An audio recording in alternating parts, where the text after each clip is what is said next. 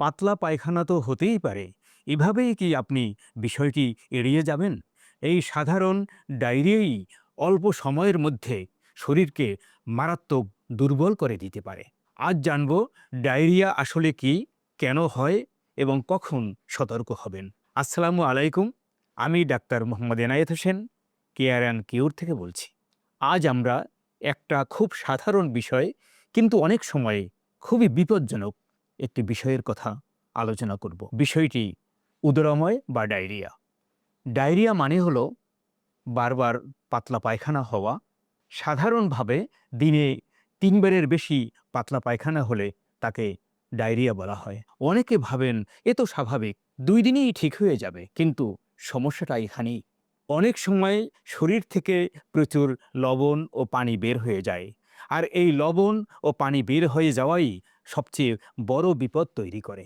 শরীর দ্রুত দুর্বল হয়ে পড়ে, চোখ বসে যায়। অনেক সময় ঔষধের সাইড ইফেক্ট অর্থাৎ পার্শ্ব প্রতিক্রিয়া থেকেও ডায়রিয়া হতে পারে। কারা বেশি ঝুঁকিতে? শিশুরা এবং বয়স্করা, এবং যাদের রোগ প্রতিরোধ ক্ষমতা কম তারা সবচেয়ে বেশি ঝুঁকিতে। তাদের ক্ষেত্রে ডায়রিয়া দ্রুত ভয়ঙ্কর আকার ধারণ করতে পারে। মুখ শুকিয়ে যায়, প্রস্রাব কমে আসে। শিশুদের ক্ষেত্রে কান্না করলেও চোখে পানি আসে না। এগুলো সবই শরীরে পানি শূন্যতার অভাব। এখন প্রশ্ন হলো, ডায়রিয়া কেন হয়?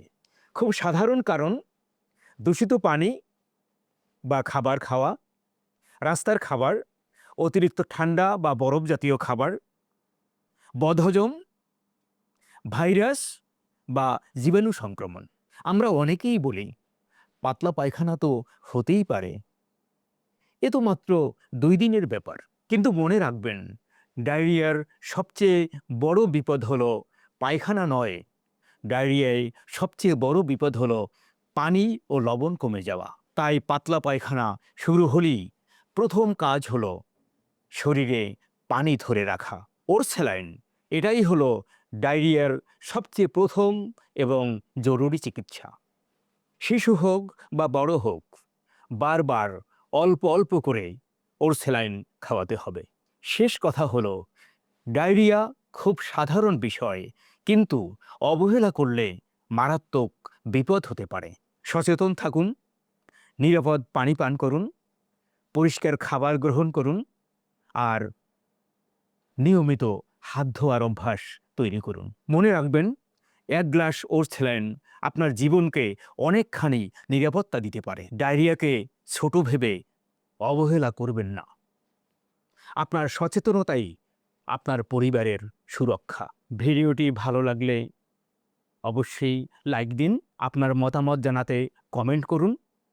এমন সচেতনতামূলক ভিডিও পেতে ফলো করুন, আর আপনার প্রিয়জনকে নিরাপদ রাখতে ভিডিওটি শেয়ার করুন।